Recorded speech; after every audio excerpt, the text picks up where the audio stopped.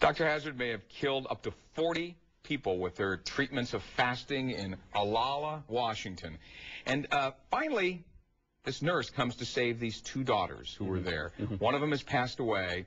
The other gets saved. Right. How can they prosecute her? Do they try to prosecute her, go after her for doing this? Well, they do. They want to charge her with murder, but Kitsap County has no funds in those days to do a big prosecution. So it ends up that the British Vice Consulate from Tacoma comes to the rescue and says, you know, His Majesty will fund this prosecution. Let's take this lady to court, which is what they did. So what did they find out in court? What came up in court? So much, of course. You know, what they found was there was this trail of death that had followed her from wherever she lived. You know, at that time, they counted 18 people who had fasted to death under her care.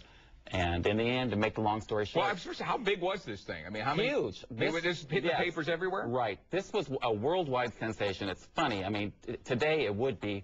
Totally, it'd be like a Martha Stewart type thing. You would know every little ins and out of this woman's life. Really? She was on all the papers throughout the world, London, Melbourne, everywhere, because it was such a great case. Here was this little tiny British heiress that had been manipulated out of her money and murdered by this doctor from America. Adrian, the audience with a question. Go ahead. Well, I just want to know what happened to the hazardous Dr.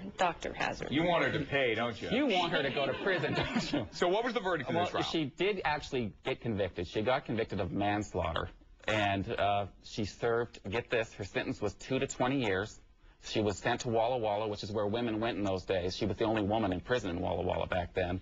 And she only served 18 months before the governor of the state said, "You've been pardoned of this crime. We want you to surrender your license and leave the country and never come back." So, now you think the story stops here, right? This is the bizarre part. What happens when she goes away? She's not a good listener, you know. She goes away. She goes to New Zealand and opens up a shop there, does the same kind of treatment thing. 2 years later, she comes back to Olalla, and with all this money she's amassed from down there, and builds this huge 3-story sanitarium right in the middle of the woods there and starts recruiting patients up until the 1930s. And losing quite a few along the way. Now, wasn't she considered a very upstanding citizen and involved in community groups and everything else? Oh, yes, she was in that little town. I mean, she had that reputation as somebody who could get things done. She worked on the Good Road Society. She helped donate things to the schools. She did a lot of things like that. Well, she was milking these other people out of their money. Okay, I'm going to go back to Charlotte. You were there. You know the backstory now. I mean, what do you think needs to happen at that place that Shane and Lori live in?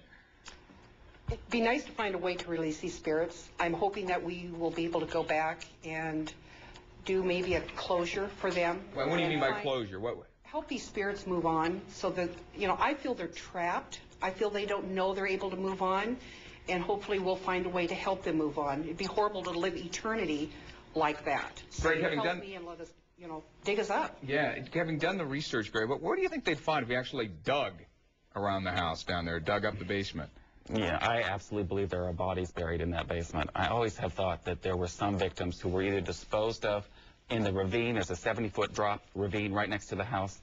I know a lot of people came to that sanitarium and did not leave. Okay, Shane and Lori, is that ever going to happen? You going to dig it up at any point?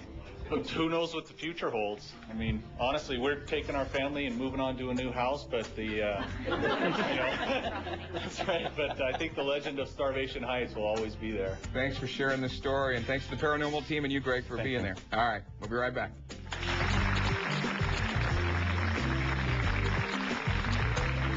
Greg Olson's book, Starvation Heights, is in bookstores now. For information, visit gregolson.com. To learn more or request an investigation by the Washington State Paranormal Investigations and Research Team, log on to wspir.com or call 425-246-1104.